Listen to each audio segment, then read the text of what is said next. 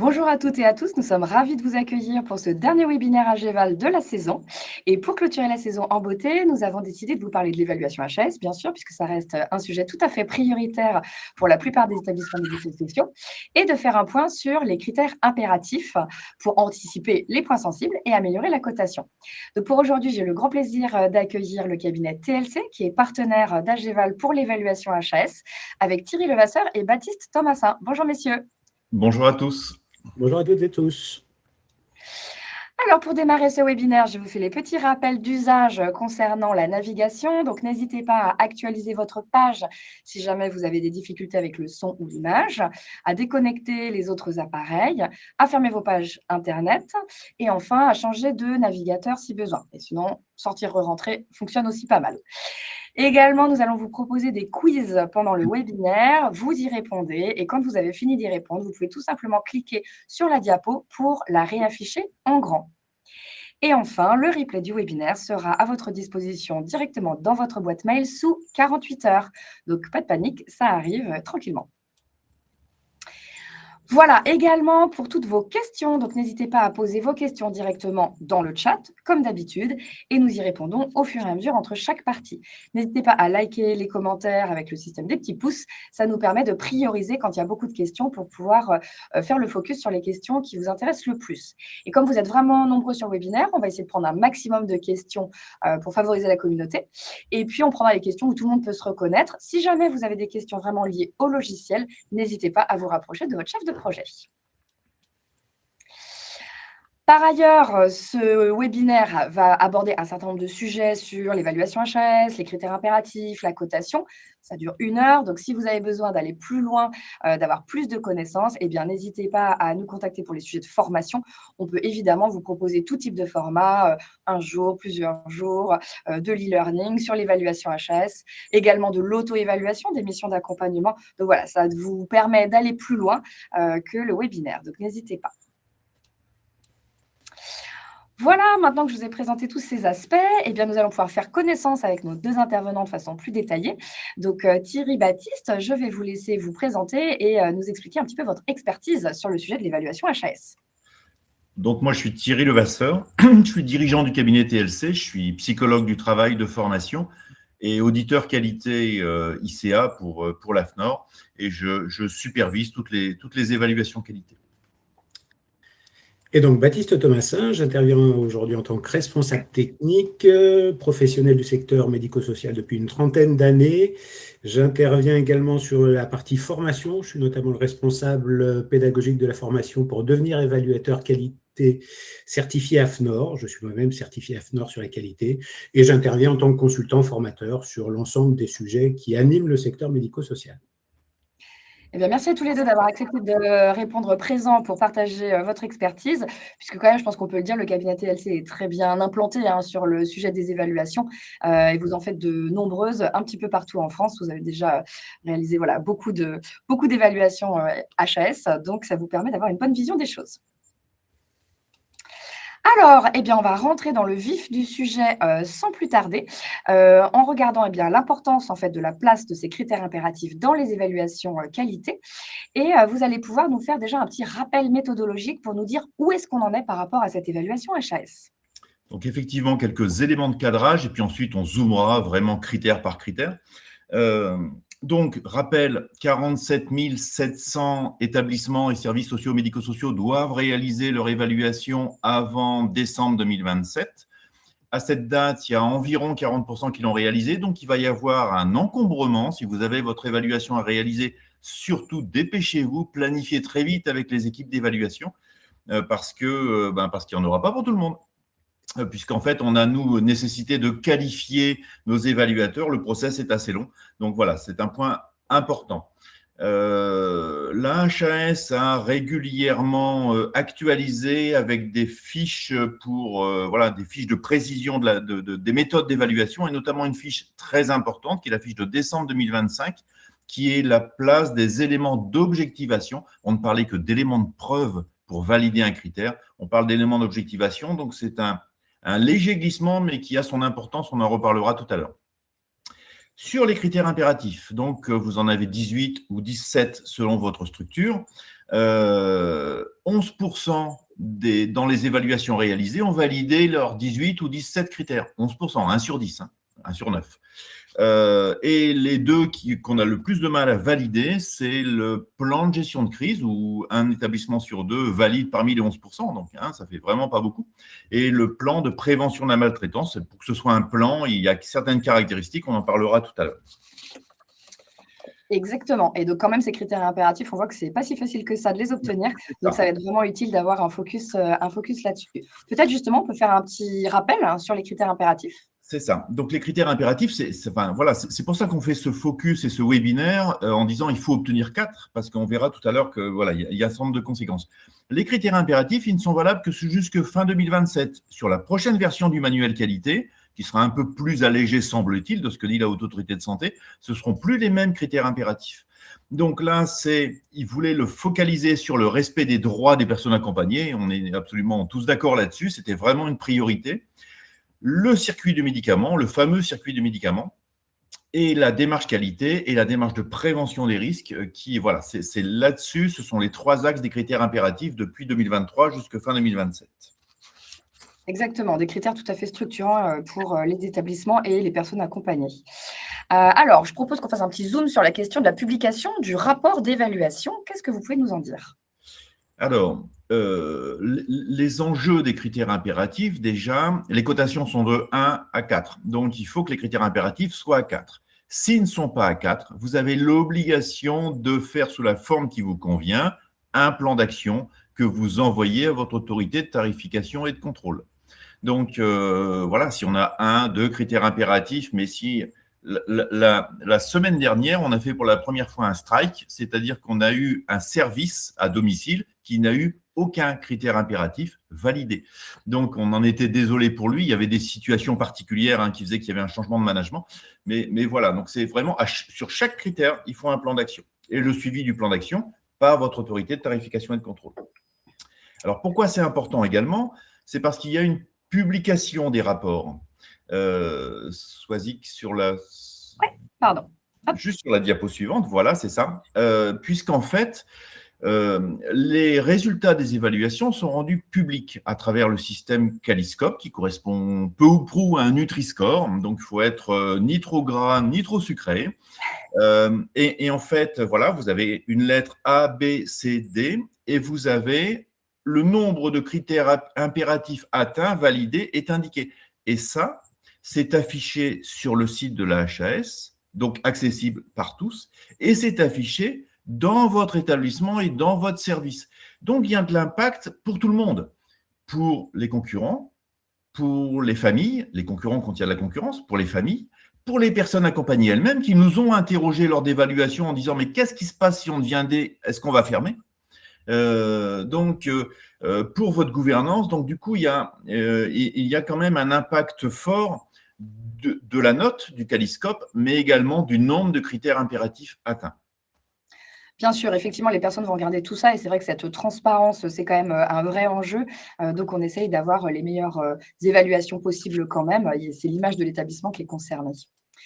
Alors, on va déjà prendre quelques questions si vous en avez et surtout, je vais vous lancer également un quiz pour que vous puissiez nous dire comment vous vous sentez à l'approche de l'évaluation HAS pour les établissements qui ne l'ont pas encore passé. Est-ce que vous êtes plutôt à l'aise et vous maîtrisez les niveaux de cotation les attendus ? Est-ce que vous êtes plutôt à l'aise mais certains critères restent difficiles à positionner ? Est-ce que vous êtes en difficulté pour interpréter les niveaux de cotation ? Est-ce que vous êtes en difficulté pour construire des plans d'action cohérents avec les critères attendus ? Ou est-ce que vous manquez de visibilité sur les évolutions récentes du référentiel HAS. Donc, je vous laisse commencer à répondre. Et on a donc quelques questions. Donc déjà, combien de temps est-ce que vous observez, messieurs, entre la demande de date d'évaluation et la venue des évaluateurs ? Peut-être globalement, en termes de calendrier, comment est-ce que tout ça se positionne ?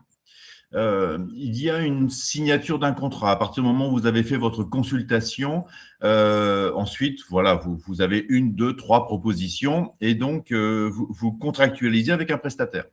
Et ça, il faut que ce soit réalisé 6 à 9 mois avant l'évaluation. Pourquoi ? Parce que parce que vous êtes dans un métier donné. Vous êtes dans la protection de l'enfance, vous êtes dans un EHPAD, vous êtes dans du polyhandicap, vous êtes dans un CHRS. Et donc, il nous faut systématiquement au moins 2 évaluateurs en même temps sur le site, dont un, en tout cas c'est notre approche à nous, spécialiste de votre métier. Et les plannings se remplissent très vite. Et donc, 6-9 mois, et je pense que c'est la règle dans la plupart des cabinets d'évaluation. Voilà, donc vraiment la question de l'anticipation pour pouvoir être sûr d'avoir les personnes les plus compétentes possibles pour accompagner votre évaluation. Et puis, on a des questions. Alors là, pour le coup, ça fait flamber le chat. Quels seront les nouveaux critères à partir de 2028? Messieurs, avez-vous une boule de cristal? Non, on n'a pas de boule de cristal. Ceci étant, la HAS a laissé entendre il y a quelques mois que dans les nouveaux critères impératifs, il y aurait la dimension système d'information, informatique, partage d'informations. C'est une clé d'ailleurs, on voit qu'il y a eu des financements autour de ça. Donc, je pense que ça fera partie des… ça fera partie des points. Pour le reste, je pense que ça ne va pas remplacer les critères actuels. Je pense que les droits des personnes accompagnées, ça restera dedans, mais on va mettre des pierres supplémentaires, comme ça s'est passé dans le sanitaire, pour plus de complexité. Et voilà, mais je pense qu'on restera autour de ça, mais ça sera différent, ça viendra franchir une étape supplémentaire. La Exactement. Haute Autorité de Santé. Pardon, vas-y, Baptiste. Non, la Haute Autorité de Santé a lancé des groupes de travail depuis quelques mois pour justement associer les parties prenantes, que ce soit les organismes évaluateurs, les établissements, les personnes accompagnées, pour voir comment faire évoluer le manuel qui est aujourd'hui conséquent. Mais on peut faire l'hypothèse qu'effectivement, les critères impératifs sur système de prévention des risques et puis tout ce qui a à voir avec les droits des personnes accompagnées devraient être maintenus. Oui, tout à fait. C'est quand même des incontournables. On verrait mal la HAS passer à côté de ce type de sujet. Parfait, merci beaucoup. Et donc, quand même, globalement, vous êtes plutôt à l'aise, mais certains critères restent difficiles à positionner. Eh bien, écoutez, c'est parfait, vous êtes au bon endroit et nous allons pouvoir nous attaquer à cette question des critères impératifs, des attendus sur ces critères et voir comment est-ce qu'on peut viser la cotation 4. Alors, on démarre sur la question de cette préparation. Alors, la préparation, d'abord, l'évaluation n'est pas une inspection de normes. L'évaluation, ça n'est pas normatif. On vient analyser, regarder un système global. On va rencontrer des professionnels, mais ce n'est pas eux que nous venons évaluer. On a une vision plus large. On vient regarder la manière dont le système fonctionne et on va même rencontrer quelquefois des personnes qui ne sont pas là depuis très longtemps. Mais c'est aussi ça, on doit rendre un service, vous devez rendre un service à la personne accompagnée et ce service doit être rendu quelle que soit la personne qui est présente à ce moment-là. Point important, dans la préparation de votre évaluation, nous, cabinet d'évaluation, on va regarder les écarts, ce qui ne fonctionne pas bien, mais on sera moins attentif à ce qui fonctionne très, très bien. Et notamment vos bonnes pratiques qui, quelquefois, ne sont pas totalement formalisées, mais vous avez tous et toutes des bonnes pratiques, pensez à en parler, pensez à les mettre de côté en disant sur le projet personnalisé, nous on fonctionne comme ça, c'est plutôt bien, on ne l'a pas encore écrit, ce n'est pas encore formalisé, mais ça on le fait. Et ça c'est vraiment c'est un point très important. Voilà, on a nous une volonté de bienveillance, je pense que c'est la plupart de nos confrères, c'est la même chose. Et on a besoin de travailler ensemble sur les écarts et de travailler aussi sur les bonnes pratiques de l'établissement. Donc, l'idée, ça va être vraiment de mettre en valeur tout ce qui se passe de bien, de positif dans l'établissement et puis surtout, comme tu disais, de préparer les éléments d'objectivation. Oui, alors préparer les éléments d'objectivation, c'est effectivement les éléments de preuve, donc les procédures, les protocoles, les modes opératoires, votre manière de fonctionner. Par exemple, vous avez une convention avec avec un hôpital, avec une association, avec autre chose, mais est-ce que j'ai vraiment une convention ? Est-ce que j'ai au moins quelque chose qui me permet de savoir ce que j'ai comme lien ? J'ai peut-être un mail, j'ai peut-être un SMS, j'ai peut-être je ne sais pas quoi. Donc ça, c'est à préparer pour éviter le coup de stress parce qu'on va travailler vite pendant 2 jours, pendant 3 jours. Le temps est très compté et c'est vraiment très important que vous ayez ce travail-là de préparer des éléments d'objectivation, de préparer des éléments de preuve sur les critères, sur les 157 critères. Exactement. Donc, l'auto-évaluation, c'est regarder comment on fonctionne et préparer tout ça pour la venue des évaluateurs. Alors, si on rentre dans le vif du sujet sur le critère 2.2.1 sur la liberté d'aller et venir. Alors, on vous proposait de faire un focus sur quelques-uns des 17-18 critères impératifs qui vont vous concerner. Et on a choisi ce premier sur les droits fondamentaux parce que la question de la liberté d'aller et venir d'une personne accompagnée vient questionner deux éléments. Il y a un premier point qui va venir voir comment la liberté d'aller et venir, elle est favorisée, elle est soutenue dans le cadre d'intervention. Est-ce qu'elle est adaptée à chaque personne? Et tout ça va être très en lien avec le projet personnalisé. Et puis, ce droit fondamental, il peut arriver qu'il soit nécessaire de l'encadrer. Et là, on va avoir besoin de savoir si ces restrictions sont vraiment nécessaires, si elles sont proportionnées.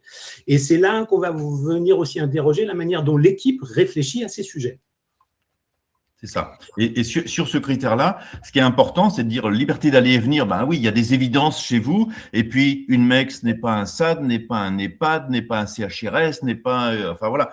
Donc, mais si j'encadre, est-ce que c'est nécessaire? Et donc, justifions pourquoi j'ai des contentions et pourquoi j'ai une… Voilà, je restreins la liberté d'aller et venir. Est-ce que c'est proportionné? Et est-ce que c'est documenté? C'est-à-dire que si j'ai une même règle pour tout le monde et tous les usagers accueillis ou tous les résidents accueillis, bah, ça ne fonctionne pas parce que ça doit être très intuitif, personné. Je dois pouvoir démontrer que j'ai eu ce raisonnement-là et que j'ai ce raisonnement-là. Exactement. Donc, vraiment, l'idée aussi d'apporter des éléments qui soient personnalisés à l'établissement. Alors, on nous demande d'ailleurs qu'est-ce qu'il en retourne pour les établissements qui sont sans hébergement? Est-ce qu'il faut également qu'ils préparent des éléments d'objectivation par rapport à ça? Non, ils ne sont pas concernés par ce critère impératif. Tous les services d'intervention à domicile, en fonction du FINES qui est relié à l'établissement, SINAE va écarter ce critère-là dès lors qu'on est un service sans hébergement. Parfait. Alors justement, puisqu'on parle des éléments d'objectivation, eh bien, qu'est-ce qu'on peut proposer aux évaluateurs sur cette thématique? Donc, les éléments d'objectivation, la fameuse fiche cotation dont parlait la HAS, les rappelle, elle dit qu'il y a d'abord les temps d'entretien avec les professionnels qui vont nous expliquer comment ils font, comment ils ont pensé l'organisation pour favoriser cet aller et venir des personnes. La question des restrictions, comment on a évalué les besoins. Et donc ça, on a besoin d'avoir certitude que les professionnels échangent et partagent ces pratiques entre eux.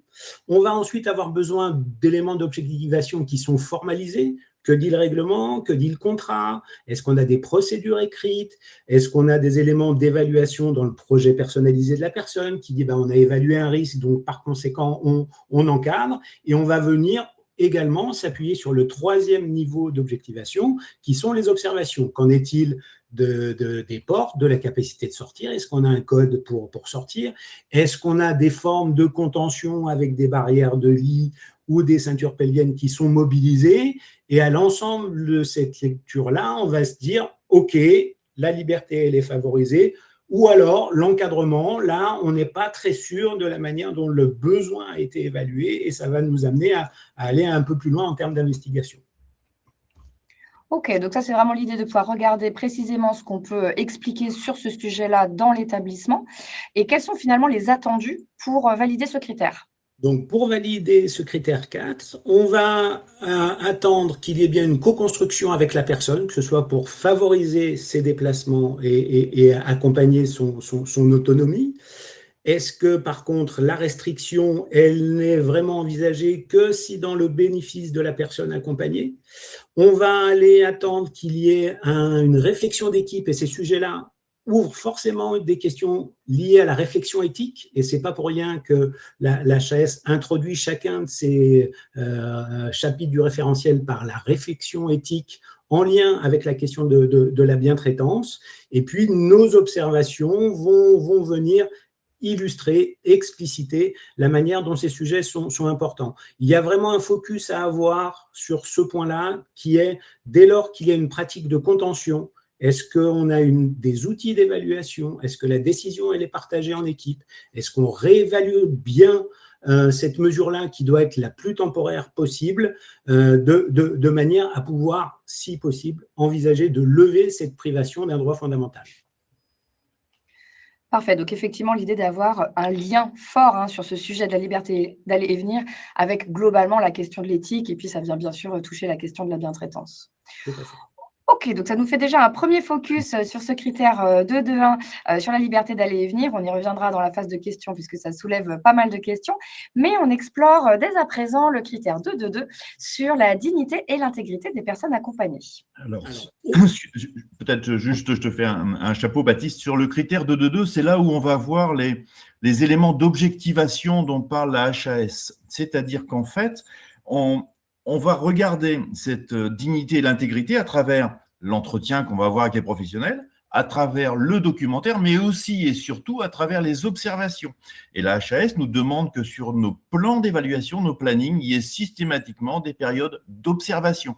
Ça peut être le repas, nous on mange avec les équipes, voilà, mais c'est vraiment un point important parce que c'est là qu'on voit particulièrement cette partie dignité, intégrité des personnes accompagnées.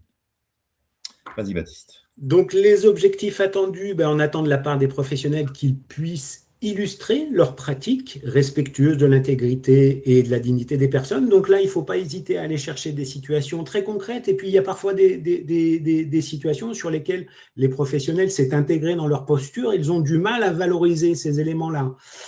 Mais il faut avoir vraiment un maximum d'exemples à proposer aux équipes d'évaluation. Et puis, nous, après, on va venir s'assurer que ces postures, est-ce qu'elles sont bien connues et elles sont bien partagées en équipe pour qu'il y ait un principe d'équité dans l'accompagnement qui est proposé.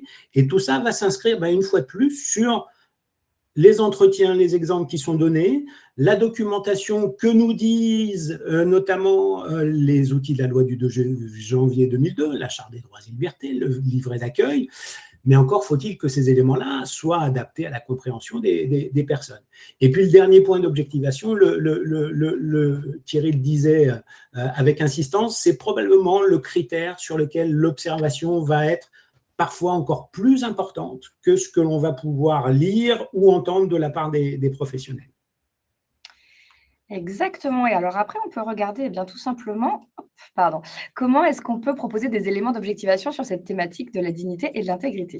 Donc, ces situations concrètes qui mettent en valeur les bonnes pratiques, et c'est ce qui fait qu'on est dans une évaluation de qualité et pas dans une inspection, quels sont les éléments qui sont mobilisés, nos outils de la loi du 2 janvier 2002, est-ce qu'ils ont bien été mis à jour tous les 5 ans, mais dans le cadre de la mise à jour, est-ce qu'on a associé l'ensemble des parties prenantes, les professionnels, les personnes accompagnées, voire l'entourage, pour s'assurer que ces éléments-là, ils sont bien compris par les personnes accompagnées. Et puis, est-ce qu'on a des illustrations dans les projets personnalisés de la manière dont ces sujets sont traités? Et donc, les observations, je le disais, vont venir être extrêmement importantes. La manière dont les professionnels s'adressent aux personnes accompagnées, la manière dont les personnes accompagnées sont vêtues, si elles sont coiffées, si on fait attention à l'apparence physique, si on est attentif à ce que l'enfant ne soit pas stigmatisé à travers sa tenue vestimentaire quand il va à l'école. Ce sont autant d'éléments que nous allons croiser pour nous assurer qu'il y a un respect de ce droit fondamental de la dignité et de l'intégrité qui pourrait faire un joli sujet de philo dans quelques jours pour les futurs lycéens. Exactement, c'est d'actualité. Voilà, donc on a effectivement cette observation qui est quand même importante, c'est-à-dire que ce n'est pas qu'une évaluation de papier avec des procédures, mais tout le côté entretien, observation de l'attitude, etc. est quand même important. Et donc ça doit aussi pouvoir vous rassurer sur le fait que voilà, la conscience professionnelle se voit et qu'elle permet d'augmenter ce critère. Alors, les attendus pour valider le critère, quels sont-ils ? Donc, on l'a dit en termes d'éléments d'objectivation, des exemples concrets tirés de la vie quotidienne, des pratiques qui sont vraiment adaptées aux besoins spécifiques des personnes accompagnées. Nos outils de la loi du 2 janvier 2002, ça fait 25 ans qu'ils sont attendus, mais le simple affichage de la Charte des droits et libertés ne fait pas le job. On a besoin d'avoir un outil qui est vivant, qui est construit, qui est co-construit avec les personnes accompagnées. Et puis, on va se réinterroger régulièrement sur comment tout cela fonctionne. Et puis, comme le disait Thierry, le temps de l'observation est un temps extrêmement important. Pour illustration, participer à un temps de repas, on voit un professionnel ajuster sa posture à un enfant porteur de handicap, comment il mobilise les renforçateurs, comment il s'adapte au rythme de l'enfant, vont être aussi important, si ce n'est plus important que les autres éléments d'objectivation.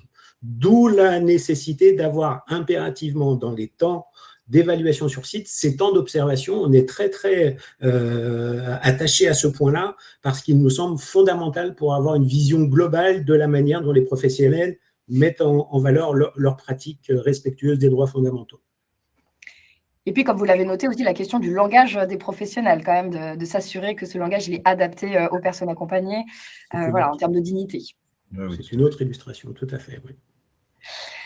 Parfait, donc voilà les éléments sur la partie du critère correspondant à la dignité et l'intégrité, donc autre critère impératif. On change de sujet et tout le monde n'est pas concerné, mais quand même de nombreux établissements le sont. Et on passe au sujet de la sécurisation du circuit du médicament, le 362. Alors, sur la sécurisation du circuit du médicament, le 362, tout le monde n'est pas concerné. Mais ceux qui ne sont pas concernés le sont quand même un peu. Parce qu'en fait, ça n'est pas pris dans le critère 362, mais c'est pris dans le critère de la prévention des risques. Donc, c'est quand même traité, mais dans un autre critère qui n'est pas un critère impératif. Et quand on parle circuit du médicament, on parle depuis la prescription, depuis l'approvisionnement. C'est un processus, le stockage, la préparation, l'administration, l'évaluation. Et des fois, là-dedans, il y a les parents qui peuvent donner aux enfants qui peuvent préparer les médicaments. Enfin, voilà, il y a des tas d'éléments. On va regarder la sécurisation de tout ça. Et est-ce qu'on est sûr de donner au bon usager, au bon résident, par la bonne voie, à la bonne dose, le bon produit, c'est-à-dire, voilà, s'il est liquide, il ne faut pas qu'il reste 3 heures dehors dans sa version liquide, dans les meilleures conditions de sécurité et de qualité. Et ça, c'est un vrai travail qui nécessite quelques éléments dont va parler Baptiste. Exactement, d'autant plus qu'on sait qu'il y a beaucoup d'événements indésirables liés au circuit du médicament, donc la sécurisation est absolument primordiale. Alors, quels sont les attendus pour valider ce critère ? Donc, on l'a vu précédemment, l'HAS, elle invite et elle attend de la part de l'établissement qu'il soit dans la prévention du risque. La prévention du risque médicamenteux peut avoir des conséquences évidemment dramatiques. Donc, ce qui fait qu'à chacune des étapes du circuit du médicament, de la préparation de l'ordonnance jusqu'à la commande, à l'arrivée du médicament dans l'établissement, qui réceptionne, qui va stocker, qui va préparer la manière de remettre le médicament, à quel moment on remet. À chacune de ces étapes-là, on doit sécuriser et limiter le risque au plus possible.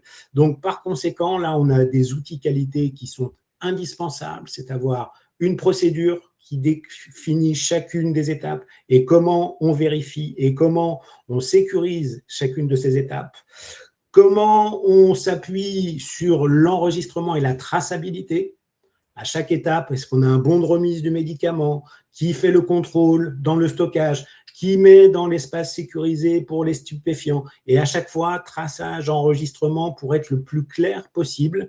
Et comme ces éléments ne sont pas faciles à mettre en œuvre, qui plus est dans des établissements qui sont vivants, où il peut y avoir du turnover, et bien là, on a besoin d'aller mobiliser un autre outil qui est l'audit interne. Ou l'audit externe, des auto-évaluations pour venir s'assurer que ce qu'on a mis en place est toujours fonctionnel et toujours bien adapté dans cette logique de prévention du risque maximal sur ces éléments sur le circuit du médicament. Dernier point, pour les établissements qui ne sont pas concernés, les établissements plutôt médico-sociaux où il n'y a pas de médicaments, il est attendu de la part des professionnels qu'ils puissent être toutefois en capacité de pouvoir alerter en cas de mauvaise prise d'un médicament sur les risques de iatrogénie. Et ça, effectivement, c'est un critère qu'on retrouve après, c'est le 364, qui est évalué pour l'ensemble des établissements et des services médico-sociaux. Exactement, donc vigilance quand même sur ce critère, même si vous n'êtes pas concerné spécifiquement par le circuit du médicament. Il y a des critères connexes, on va dire, et donc vraiment important de pouvoir réaliser des auto-évaluations, même si vous faites des focus, vous ne faites pas une auto-évaluation globale, de pouvoir faire des focus sur les sujets les plus importants, comme par exemple celui-ci. Alors, on a beaucoup de questions, donc on va essayer d'en traiter le plus possible dans le temps imparti. Déjà, des questions plutôt techniques, méthodes. Est-ce que vous savez combien de temps après le rapport final, les résultats sont disponibles sur Caliscope? Est-ce qu'il y a un délai? pour la disponibilité? L'HAS a été très ambitieuse au début en fixant des délais, mais on se rend compte que, comme sur un certain nombre de sujets, ils ne sont pas très en avance sur le planning officiel. Faut compter, je pense 6 mois après l'évaluation, mais je n'ai pas d'éléments précis. Il faut aller voir le Caliscope régulièrement. Ok, donc effectivement, autant les évaluateurs vont être rigoureux dans le respect du renvoi de votre rapport d'évaluation, mais Caliscope, ce sera un petit peu plus long. On nous demande la différence entre le plan bleu et le plan de gestion de crise et de continuité d'activité. Un grand sujet. Le plan bleu, il existe depuis un certain nombre de temps, depuis 2003 et la période où les premiers effets du réchauffement climatique ont impacté nos anciens. Le plan de gestion de crise, il ne prend en compte d'autres éléments de crise autres que l'impact météorologique. On a un petit truc qui s'est passé en 2000 avec le Covid. Un risque de pandémie doit être anticipé. Vous avez un établissement qui est situé près d'un espace Céveso, il se passe quelque chose, les éléments doivent être anticipés. On parlait des futurs critères impératifs, une cyberattaque qui vient impacter le fonctionnement de l'établissement, ces éléments doivent être anticipés. Donc, si vous voulez, le plan de gestion de crise, il vient compléter le plan bleu initial qui existait depuis une vingtaine d'années. Oui, c'est ça. Exactement. Ouais, exactement, c'est vraiment des éléments complémentaires, constitutifs, mais tout ça relève de la gestion de crise. Ensuite, on nous demande aussi pour les éléments de preuve, voilà, quels peuvent être les types de formats, est-ce qu'il faut ranger ces éléments de preuve par critères? Si ce n'est pas formalisé, est-ce que c'est quand même de l'élément de preuve? Voilà, globalement, est-ce qu'on peut avoir quelques petites informations complémentaires sur le sujet des éléments d'objectivation? Oui, on peut. Alors, des éléments d'objectivation, il y en a des un peu standards, des incontournables. Un projet d'établissement mis à jour sur lesquels les professionnels ont travaillé est un élément d'objectivation qui va venir décliner la manière dont pense la prévention du risque. On va avoir des logiciels d'accompagnement à la qualité, des dossiers uniques informatisés qui vont permettre de tracer, d'enregistrer ces éléments-là. Le jour de l'évaluation, il faut avoir un ou une professionnelle qui est sur l'ordinateur et qui peut dire à telle date, on a rencontré telle personne et on l'a orienté vers la mission locale pour son projet d'insertion professionnelle. Compte rendu de réunion sont des éléments de preuve, fiches projet sont des éléments de preuve, mais on peut aussi s'appuyer sur un échange de mails, un SMS, et on le dit souvent, un post-it, alors, pas 157 post-it, mais un post-it peut être un élément de traçabilité qu'on va prendre en considération. Mais l'idée, c'est qu'on va les mettre en lien, ces éléments d'objectivation, avec les entretiens et puis nos observations. C'est jamais tout l'un ou tout l'autre, c'est toujours la prise en compte de ces 3 éléments d'objectivation qui vont nous amener à apprécier la qualité d'intervention sur le critère. Et élément très important, 157 critères, il ne faut pas aller construire 157 procédures, quoi, parce qu'on a quelquefois le réflexe de, allez, je vais dire certains qualiticiens, qui, par rapport aux questions, répondent procédure. Non, pas forcément. Ça peut être un tableau, encore une fois, ça peut être un mail, ça peut être un SMS, ça peut être qu'est-ce qui illustre, qu'est-ce qui démontre. Donc, il y a effectivement des procédures qui sont essentielles, mais par ailleurs, il faut aussi lutter contre ça. Mais il nous faut des éléments de preuve, sinon ça n'existe pas. Nous, on dit démontrez-le nous, sinon ça n'existe pas, quoi. Si vous ne pouvez pas nous le démontrer, de notre point de vue, ça n'existe pas. Donc, c'est difficile, ça. Ça peut être des affiches, par exemple, sur les activités proposées aux personnes accompagnées. Ça peut être une feuille de réservation pour le restaurant, pour la sortie de fin d'année. Enfin, voilà. Bien sûr, bien sûr. Ensuite, si on revient sur le critère sur la liberté d'aller et venir, donc beaucoup de questions. Les services d'aide à domicile veulent savoir s'ils sont concernés. Les établissements type CHRS, les IME, voilà, est-ce que tous ces établissements sont concernés par ce critère sur la liberté d'aller et venir? Donc, le domicile, non. Les IME, oui, parce qu'il peut y avoir des sorties autorisées pendant le temps de présence et on vient voir comment ces éléments sont traités. L'idée de ce critère-là, il est très orienté plutôt EHPAD, plutôt champ du handicap, parce qu'il vient questionner très clairement les éléments relatifs aux pratiques de contention. Mais pour autant, dès lors qu'on est un établissement, eh bien, on doit voir comment on soutient et dans quelle mesure on peut encadrer cette liberté d'aller et venir. Exactement. Et on nous dit, est-ce qu'il y a d'autres types de restrictions que contention et isolement? Ça peut être tout simplement les portes Alors, fermées. sur Ah la oui, liberté oui. d'aller et venir qui est en lien avec le respect de la dignité, il y a un décret qui vient repréciser le droit des visites des personnes extérieures, par exemple, qui a fait débat. Et ben, typiquement, c'est un des sujets sur lesquels, effectivement, on va être attentif, puisque le dernier décret dit il ne peut pas y avoir de restriction de droit de visite. Et donc, ça vient aussi s'appréhender par ce biais-là. Ça peut être une porte fermée, ça peut être quelque chose qui empêche la personne de se lever de son siège juste parce qu'on veut la protéger, hein. On veut éviter qu'elle tombe et qu'elle glisse. On met une tablette ou on met tout système, c'est une contention. Tout à Donc, fait. à un moment, tout ça doit être réfléchi. Et ça n'est pas valable qu'en EHPAD, c'est valable aussi sur des MEX avec des portes fermées, enfin sur beaucoup d'autres environnements. Alors justement, on a un petit cas concret qui est exactement là-dessus. Que pensez-vous d'une fermeture de la porte d'entrée en CHRS pendant le temps du repas afin d'éviter les intrusions parce que les éducateurs ne peuvent pas surveiller les deux endroits en même temps?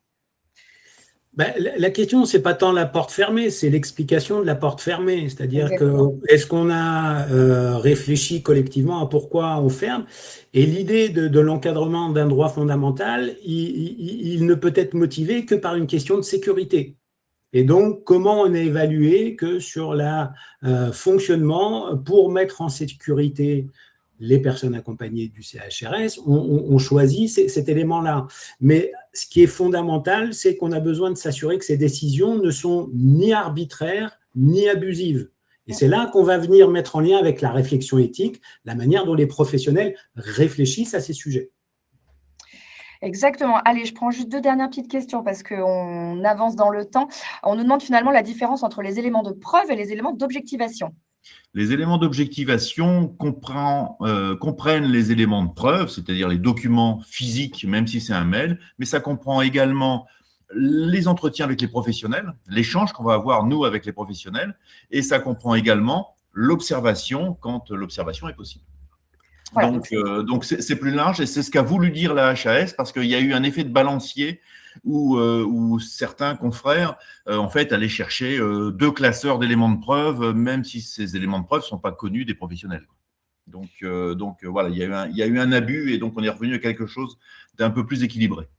Et puis dans cette logique-là, l'élément d'objectivation, il est aussi plus positif dans la mesure où il vient étayer la bonne pratique. Il vient l'illustrer avec des éléments concrets. L'élément de preuve, il faisait un peu investigation et on cherche la faute et l'écart à tout prix, ce qui est pas la logique de la HAS dans cette évaluation qualité.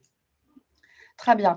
Et puis juste pour finir, toujours sur la question de la méthode, parce que ça peut concerner tout le monde, est-ce que stratégiquement, il vaut mieux préparer uniquement la partie critères impératifs pour les éléments de preuve et avoir des plans d'action a posteriori concernant le reste des critères? Donc là, j'imagine pour les structures qui sont peut-être un petit peu courtes sur le timing de préparation. Voilà, qu'est-ce que vous pourriez conseiller à ces structures? Ça dépend de l'environnement, ça dépend des enjeux, ça dépend de la relation avec l'autorité de contrôle et de tarification. S'il faut prioriser, ben oui, il faut bien commencer par quelque chose, mais il ne faut pas mésestimer d'autres sujets parce que tous les sujets sont en lien les uns avec les autres. Mais typiquement, pardon Baptiste, on a eu une réponse à faire à un service là récemment qui voulait se lancer dans tout parce qu'il était 6 mois avant l'évaluation.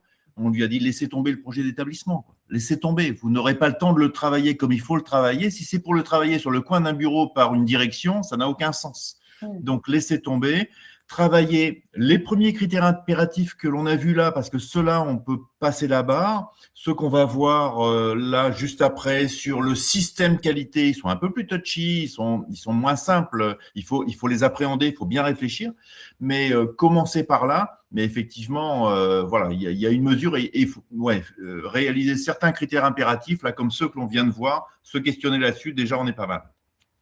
Exactement. Alors justement, comme on parlait des critères suivants sur la partie gestion des risques, qualité, gestion des risques, on va aller là-dessus. Je sais qu'il reste des questions, mais voilà, on a envie de vous aborder tous les sujets et on verra à la fin s'il nous reste encore un petit peu de temps pour prendre les questions, en particulier sur le circuit du médicament.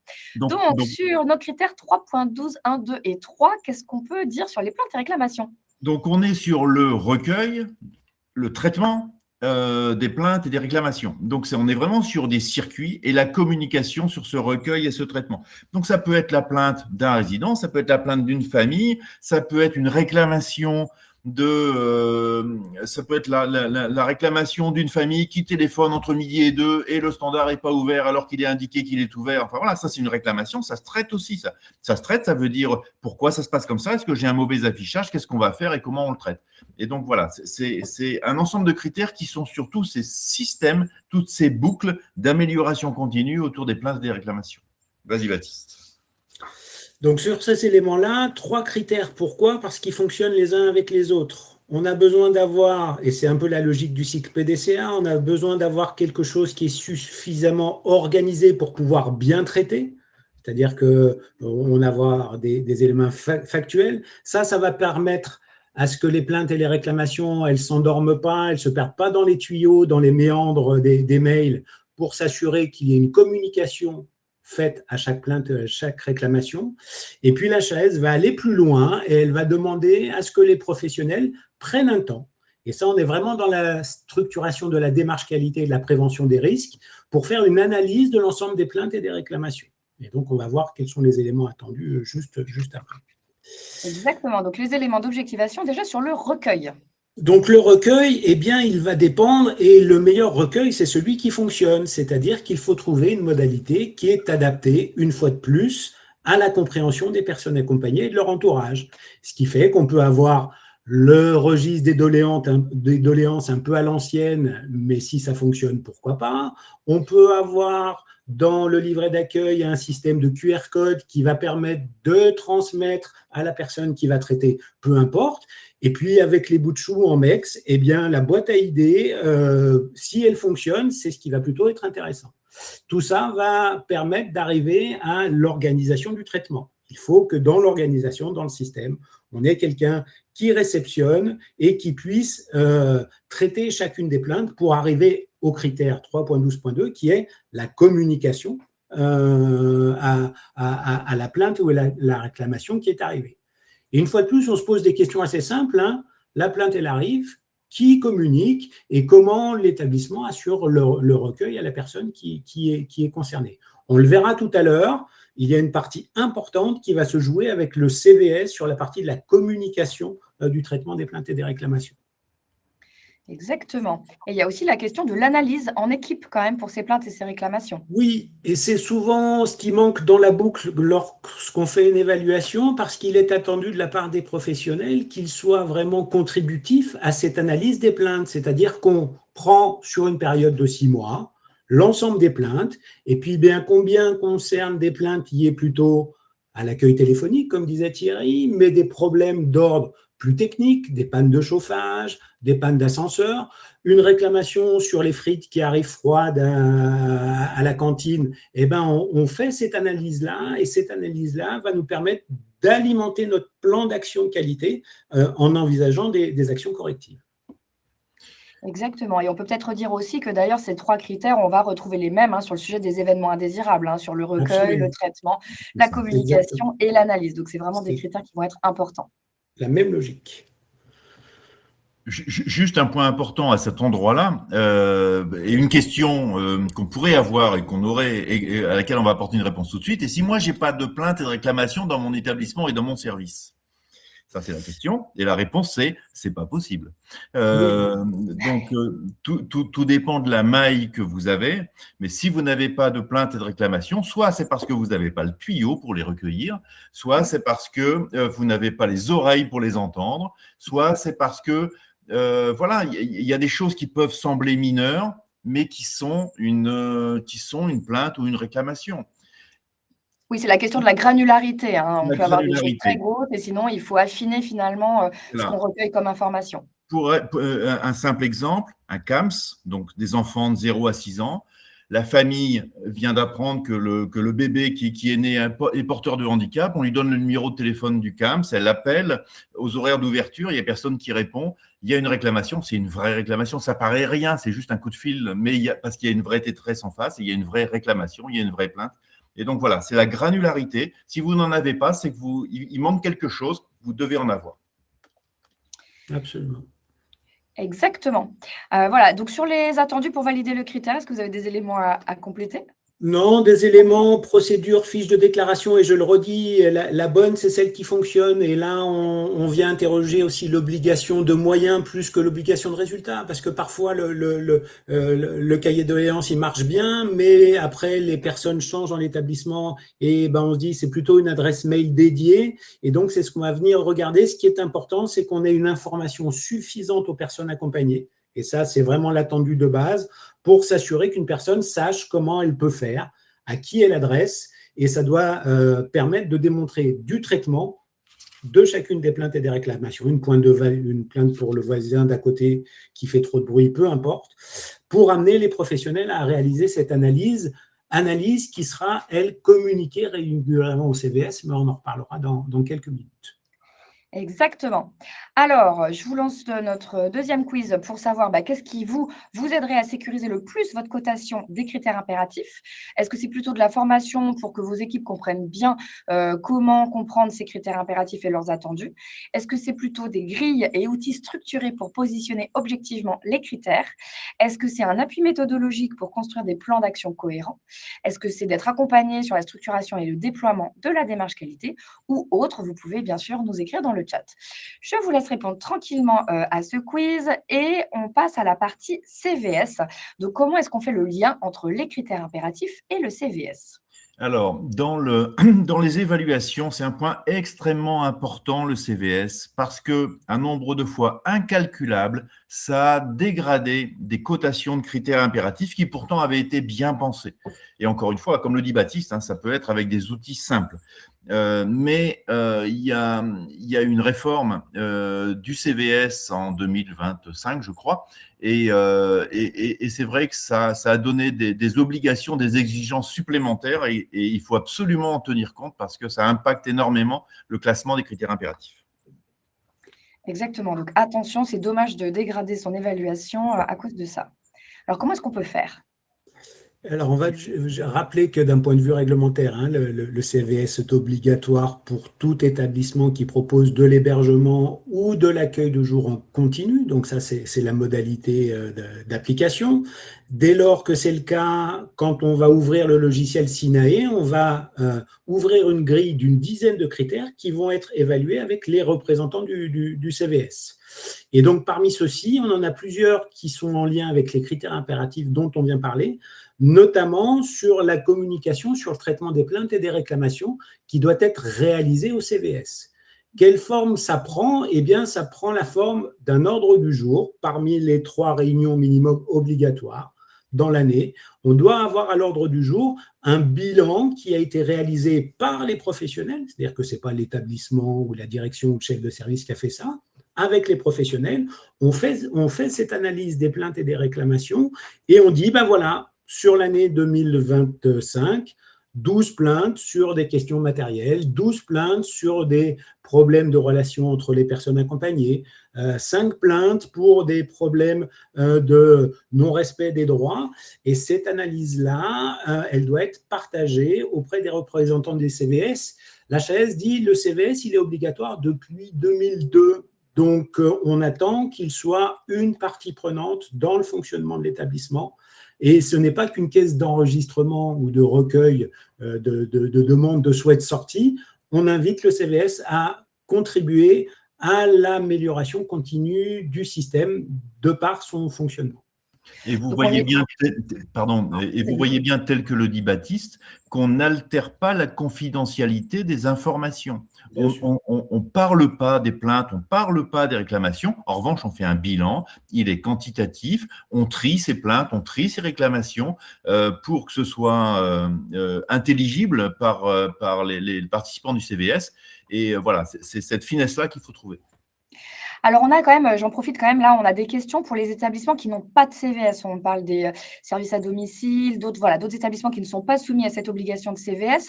Eh bien, comment est-ce qu'ils peuvent faire pour communiquer quand même sur soit ces événements indésirables, soit ces plaintes et réclamations?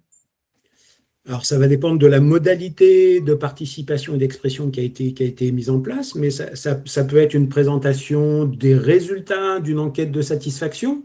dans laquelle on peut avoir une thématique sur les plaintes et les réclamations, eh bien, on communique sur l'analyse de l'enquête de satisfaction, par exemple. On peut retrouver des éléments dans le rapport d'activité de l'association. Les moyens de diffusion sont divers et variés, mais on attend une communication. En fait, c'est une transparence qui est attendue de la part de l'établissement pour s'assurer que ces éléments-là, ils sont contributifs à cette démarche d'amélioration continue de la qualité. Oui, ça peut être de l'affichage sur des résultats, par exemple, justement, de questionnaire de satisfaction. Ça peut être dans une newsletter ou ça peut être sous toute autre forme d'instances sur lesquelles il y a de la participation, finalement, des personnes accompagnées ou de l'entourage. Tout à fait. Donc ça, c'est sur le critère sur les plaintes et réclamations. On a également un lien sur le CVS avec le sujet des événements indésirables. Oui, on en a parlé brièvement tout à l'heure. C'est un des autres critères impératifs qu'on retrouve dans cette thématique démarche qualité et prévention des risques. C'est peut-être un qui est aussi très illustrant du degré de maturité de la structuration de la démarche qualité dans les établissements. On attend que les modalités soient connues là pour les professionnels, qu'ils puissent déclarer et participer aux déclarations des événements indésirables. On a besoin de s'assurer du traitement et notamment du traitement des événements indésirables graves, qui qualifie et qui fait la déclaration. On a besoin de s'assurer qu'une fois que l'événement indésirable il est déclaré, il est traité, on communique sur le traitement aux parties prenantes. Et là encore, dans cette même logique que pour les plaintes et les réclamations, les professionnels sont invités à regarder l'ensemble des événements indésirables sur une période donnée, d'en faire un bilan. Et ce bilan-là, en respectant l'anonymat, comme on l'a vu sur les plaintes et réclamations, doit être présenté au CVS minimum une fois par an. Et cette analyse, elle reprend, on a tel type de I qui ont venu, voilà, on a eu 13 jours de canicule, je ne le souhaite à personne, mais ça est venu nous impacter forcément. Comment on a réagi et voilà ce qu'on a mis en place. Et là encore, la partie d'entretien avec le CVS est souvent celle qui manque dans le process du traitement des plaintes et des réclamations aujourd'hui. Ce n'est pas encore tout à fait bien intégré. Et donc, c'est un élément qui nécessite d'être préparé et travaillé en amont de l'évaluation. Exactement. Alors après, on nous dit aussi, parfois, le CVS ne se mobilise pas. Voilà, par exemple, les parents ne sont pas toujours présents ou les familles, ou ils sont intéressés juste par leur propre demande individuelle. Donc ça vient toucher à la question de la dynamique plus globale du CVS dans l'établissement. Oui, tout à fait. Mais là, le décret de 2022 sur les attendus du CVS sont clairs. On est sur des sujets imposés. On n'a pas le choix. Tout à fait. Et dans les autres sujets imposés, on a le dernier également sur la partie plan de gestion de crise et de continuité d'activité. Donc, ce fameux plan, il est attendu depuis un moment. C'est une continuité en fait du plan bleu et du plan blanc, et puis des plans exceptionnels qui ont été mis en place pendant la période de la Covid. L'établissement prépare, anticipe. On est vraiment dans la prévision du risque. Face à chaque type de risque, on a établi une cellule de crise. Comment on maintient les activités essentielles pour l'établissement dans l'intérêt des personnes et leur sécurité. Eh bien, ce plan, il a besoin d'être présenté aux représentants du CVS dès lors qu'il est établi ou dès lors qu'on le remet à jour, puisque comme c'est un outil de la qualité, il n'est pas tout d'en avoir un qui prend la poussière. Régulièrement, on se dit, est-ce qu'il est toujours à jour? Est-ce qu'il est adapté? Est-ce qu'on le fait bouger? Et à chaque actualisation, il y a une présentation qui est faite aux représentants du CVS. Exactement. Alors après, ça peut aussi être sous format de petites fiches, un peu de communication. Ce n'est pas forcément les 50 pages du plan de gestion de crise, mais voilà, de l'affichage avec des communications simples sur les grands types de crises, ça peut aussi être tout à fait facilitant. Impeccable. Alors, parfait pour cette présentation. Merci beaucoup. Sur les résultats du quiz, finalement, vous demandez beaucoup des grilles, des outils structurés pour pouvoir positionner objectivement les critères. Alors, on peut quand même redire que vous pouvez toujours faire des auto-évaluations, par exemple avec l'outil Ageval ou avec d'autres outils si vous le souhaitez, mais en tout cas, faire de l'auto-évaluation pour justement pouvoir objectiver un petit peu ces critères et en particulier par rapport à l'évaluation des critères impératifs. Mais en tout cas, c'est ce qui vous intéresse le plus. Alors, il nous reste quelques minutes pour les questions. Donc, on nous dit, certains établissements, ils ont des cahiers de plaintes et réclamations qui sont en libre accès à l'accueil et ils posent la question de la confidentialité puisqu'effectivement, ce cahier est en libre accès. Voilà, est-ce qu'il y a des recommandations particulières par rapport à ça ? Le cahier un peu à l'ancienne, il est effectivement un peu obsolète aujourd'hui. Et puis en 2026, on a d'autres modalités qui sont plus efficientes, ce qui pourrait être l'endroit propice à informer les personnes accompagnées sur une modalité de recueil de plaintes et de réclamations, c'est le livret d'accueil qui dit, ben voilà, c'est pour toute question, si vous avez une plainte ou une réclamation, vous pouvez vous adresser vous utilisez le QR code, vous pouvez prendre rendez-vous. Ça semble a priori un poil plus fonctionnel parce qu'effectivement, la question de l'anonymat de la personne avec le cahier, il pose un certain nombre de limites. Mais ce cahier, alors je dirais, bien sûr, je dis la même chose, mais un tout petit peu, dans un sens un tout petit peu différent. Ce cahier, ça peut être un point de repère depuis 50 ans pour les professionnels, donc ils ne respectent pas totalement la confidentialité, bien évidemment. Mais ce qui va être important pour nous, c'est est-ce qu'il y a des déclarations ou est-ce qu'il n'y en a pas? Et puis ensuite, est-ce qu'on en fait un traitement? C'est presque plus important là où on en est quand on commence à mettre en place son système, c'est de dire est-ce que j'ai des plaintes et des réclamations qui sont déposées par plusieurs personnes? Et ensuite, est-ce que j'en ai un traitement? Et effectivement, ensuite, on peut venir sur l'idée de dire OK, bah maintenant, on va essayer de migrer vers un autre outil qui respecte davantage la confidentialité. Exactement. Et d'ailleurs, il y a cette question où certains disent, mais nous, les professionnels, les plaintes et réclamations sont peu tracées parce que ça nécessite une retranscription par les équipes. Là, typiquement, le fait d'avoir des outils avec des systèmes de QR code où les familles peuvent, par exemple, saisir directement leurs plaintes réclamations, ça vous évite justement cette retranscription. Donc, les outils peuvent quand même aider. On nous dit également, j'ai pu mettre en place un conseil des familles. Et dans ce conseil, il y a des professionnels, des résidents, des familles. On est d'accord que ça peut remplacer le CVS pour des établissements qui n'en auraient pas, pour pouvoir communiquer sur ces différents sujets qu'on a évoqués? C'est une des modalités qu'on peut envisager, oui, effectivement, mais ça n'empêche pas l'obligation. Enfin, s'il n'y a pas de CVS, il faut un PV de carence. Ouais. Et en fonction de la transmission du PV de carence, ça va nous amener, nous, à appréhender les critères qui sont concernés. Et là, le conseil de famille peut venir répondre à une autre modalité et expliciter la manière dont ces sujets sont traités avec le conseil de famille. Exactement. Encore une petite question sur le plan de gestion de crise. À qui doit-on le communiquer en externe? C'est toujours une question qui revient.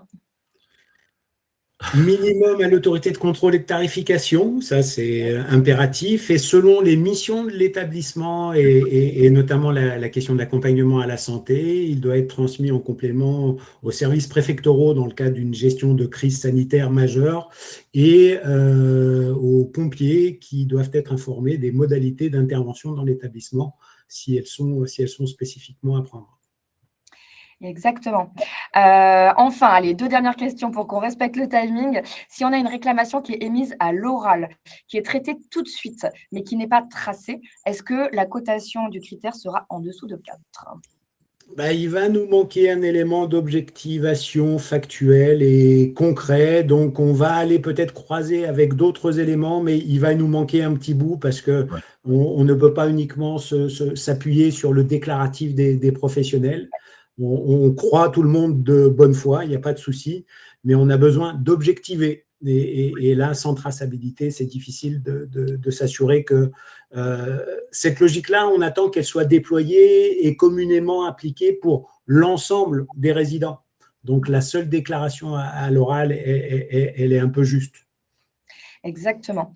Et enfin, allez, je repêche une dernière question sur le circuit du médicament. Il y en avait beaucoup, donc je reprends celle qui a été la plus likée.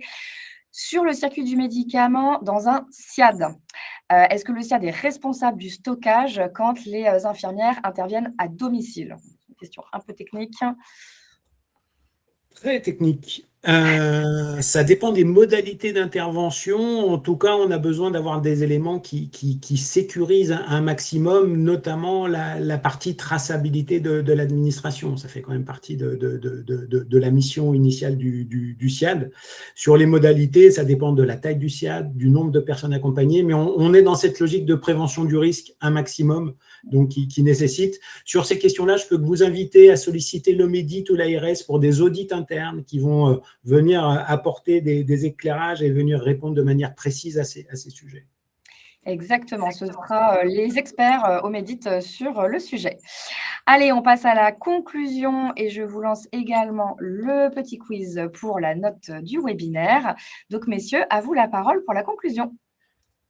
La conclusion, vous l'avez vu, c'est que les résultats de l'évaluation des critères impératifs, ben, c'est central parce qu'il y a de l'affichage derrière, donc il y a de l'émulation potentielle, il y a un effet de levier sur les équipes. Mais si on loupe beaucoup de critères impératifs, l'effet il peut être vraiment inverse. Donc c'est vraiment important et il faut plutôt le prioriser par rapport aux autres critères. Il faut bien comprendre les attendus de la HAS pour expliciter vos bonnes pratiques de terrain. C'est très précis la formulation des critères, c'est très précis. Donc l'auto-évaluation est importante pour ça également. Quand on parle d'éthique, par exemple, on ne parle pas d'éthique, on parle de raisonnement éthique. Qu'est-ce que c'est un raisonnement éthique? Comment je respecte le raisonnement éthique? Enfin, voilà. Et ça, on peut le dire 157 fois. Une évaluation, ça se prépare parce qu'il faut préparer les esprits aussi, de se dire, voilà, dans 6 mois, dans 9 mois, on va avoir des évaluateurs qui vont venir. Et donc, si on se met à courir après les éléments de preuve, les documents, les éléments d'objectivation le jour même de l'évaluation, on va stresser tout le monde. Donc, c'est pas voilà. Et nous, on a 2 jours, et si on a 2 jours, on doit avoir terminé au bout de 2 jours. Donc une évaluation, ça se prépare. On prépare les esprits aussi. On prépare les dossiers, on prépare les esprits. Et puis, ce qui est vraiment important et ce qui est l'élément clé, c'est la place des personnes accompagnées, notamment dans tous ces critères impératifs liés aux droits et libertés. Voilà, comment je les réfléchis et toujours de manière pluridisciplinaire. De manière pluridisciplinaire. Quand un médecin bosse avec une infirmière, ça n'est pas pluridisciplinaire. Ils ont la même vision généralement. Voilà. Donc, c'est pluridisciplinaire.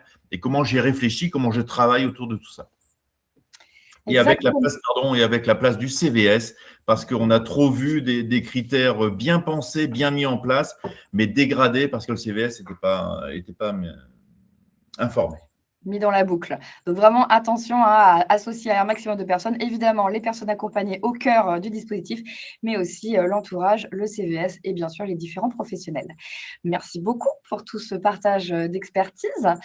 Pour finir, vous informer qu'on vous propose une enquête spécifique vraiment sur ce que vous attendez sur la communauté AGEVAL. On vous propose des webinaires, des articles de blog, des agoras, des témoignages clients. Donc voilà, on souhaitait vous proposer une enquête pour savoir exactement ce que vous attendez et quels sont les besoins que vous avez pour vos futurs espaces de partage. Donc, n'hésitez pas à répondre et à mentionner tous vos besoins. On a à cœur de pouvoir y répondre. Donc, l'enquête arrive dans le chat. Également, pour aller plus loin sur le sujet d'aujourd'hui sur l'évaluation HAS, nous avons évidemment le blog avec de nombreux articles, que ce soit sur les plaintes et réclamations, sur la loi 2002, sur le CVS dont on a largement parlé, sans oublier la foire aux questions sur l'évaluation HAS qui reste tout à fait pertinente et utile.